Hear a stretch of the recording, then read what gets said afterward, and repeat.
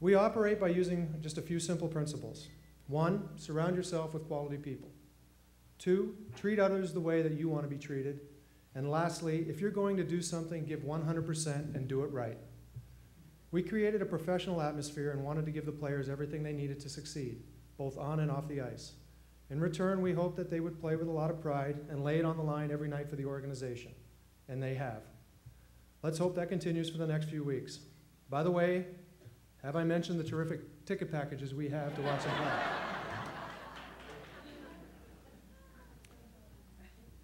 Back to 1989, when I was showing up on the ice in front of 6,100 passionate fans that cheered us on, win or lose. We played the first 17 games on the road that year, waiting for the state-of-the-art Coliseum to be finished being built. The build-up to opening night was about to explode, and it stayed that way for 2 years, selling out every game. As great as that sounds, it was sometimes challenging to show up and physically be present in the community with my hands ready to help. I am sure many of you have that feeling some days, that if you just had more hours in the day, you could do more. The amazing thing about life, I am learning, is that you don't have enough time for everything. But truly, we have to make choices for things that really matter to us. And when we're there, show up 100% of the time. For example, junior hockey in the Tri Cities means a lot to Stu and me. I am sure you all have your causes that warm your heart. I guess I just want to encourage you to find a way to show up for the things that matter most to you and your family. My challenge that I would extend to you is that showing up is more than just being there in body. It is truly being connected in the moment. Putting your BlackBerry down long enough to truly connect to the people and the event that is at hand. All right, time to move on. That's number 1. Let's go to number 2 of Tri-City service. Yeah, you guys have been in this conversation, right? Well, Mr. Kolzig, I understand that you don't have time to volunteer at our bake sale, but could we count on you for a cash contribution to our efforts? Seriously, we all know that cash truly does make a positive difference to make things work well. We can't just show up, we have to pay up too. Showing up doesn't pay light bills, staff members, and so forth. There are times in some of our lives, fortunately, when writing a check really is the best way to serve. I want to also share with you, though, that paying doesn't include just cash. Paying up can also mean paying with our time, expertise, and our talent. There are so many times when our talent, abilities are in dramatic demand. As difficult as it may be, we really do need to get our priorities right and pay up with our time and talent, and yes, cash too. It's not just about saying yes to everything. It is about saying yes and having an impact on the things that matter most to you. The Tri-Cities is an amazing example of paying up. For us personally, we have seen these results in a dramatic way. Many of you are familiar with this event. I see a lot of faces that attend it every year. It originated back in 2000 when Stu Barnes and I decided to have a reunion of sorts and get together with old American hockey friends and at the same time give a little back to the community that supported us in the beginning. Now, almost a decade later, it has evolved into one of the greatest fundraisers in the region.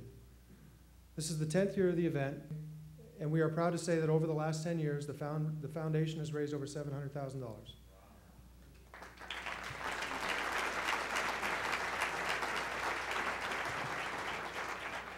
The foundation has then opted to pay it back to the community, mostly in the Tri-Cities, via grants for youth-focused services. These last 3 years, they have been almost exclusively autism-related. The first years we supported other youth programs as well. We have been and will continue to be faithful supporters of groups here in the Tri-Cities that serve the needs of kids with autism and their families. This 2-day golf tournament at Meadow Springs hosts approximately 30 teams and brings in celebrities from throughout the professional hockey and celebrity world. Players over the years have included Mark Rippon, Bill Kruger, Jason Gesser, Scott Gomez, Carey Price, Byron Dafoe, Clint Didier, and Bob Gross, to name a few. It is a weekend filled with hot weather, great stories, and some bad golf. There's been a few times when I've suggested we change it to a bowling tournament. It's an opportunity to see and catch up with some old friends, as well as meet and get to know some new ones. But ultimately, the weekend is used to raise money and raise awareness about autism. Who says you can't have fun and be serious at the same time? The majority of our money is raised through our live and silent auction. Our auction has been great due to terrific donations from the community and has featured amazing items like fishing trips, Mariner packages with Bill Kruger, and other tremendous vacations, trips to Mexico and Ireland, as well as a number of autographed sports memorabilia.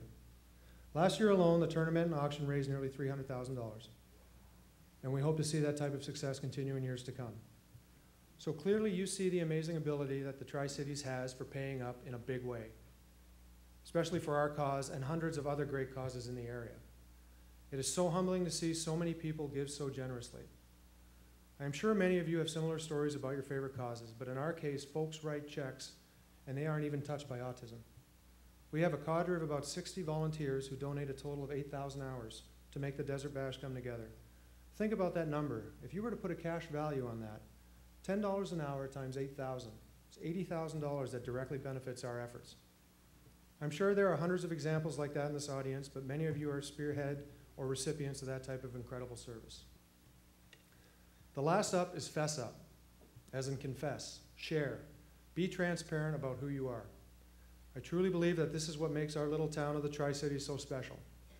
This aspect of service means not just doing the stuff with your hands, or writing checks, or doing the tasks, but it is the sappy one. Service has the most impact when it is delivered with a sincere heart. Now in big cities, this is likely present too. But in the Tri-Cities, we all know the story behind the person, the story behind the agency. There is a closer, more intimate connection with the cause that we endeavor. So in my life, I have discovered this too. It was the winter of 2001, and after a few difficult years of trying to have a child, we welcomed the arrival of Carson Tyler Kolzig, our little boy, 8 pounds, 1 ounces of joy. Kristen and I were thrilled. Like any first-time father, you're excited, scared, overfilled with emotions, asking yourself if you have what it takes to be a dad. In your mind, you have all these visions for your child. You imagine the first time he puts on skates, the first day that both of you can play catch in the backyard, or the first time you let him drive the golf cart to go play 18 holes. Then after one road trip, I came home, and he didn't seem to recognize or acknowledge me when I walked through the door. Excuse me. We were confused. Where did our happy little boy go? At his 15-month checkup, we found out where he went. I was in Buffalo, New York, enjoying a rare day off, sitting in my hotel room, when a call came that changed my life forever. Kristen was on the other end, hysterical, telling me that she had just come home from Carson's 15-month checkup. She was told by our pediatrician that Carson has PDD, pervasive developmental disorder, a form of autism. I was speechless. You hear that word, and it's like a giant pin bursts your balloon of dreams. Now your visions for your child change to, I hope he can talk one day. I hope he can give me a hug one day. I hope he can tell me I love you one day. As a dad and a husband, I had a choice here. We could shell up and not talk about it. We could downplay the diagnosis and just play hockey, dodge the media, and hire private tutors, and not share our grief, our dilemma, our disorder with the general public. We chose something different. We chose to share our story. We chose different. We chose to establish the Carson Kolzig Foundation in my son's honor. We opted for the bright side of things and shared the story publicly, first with our family and friends and soon with the public.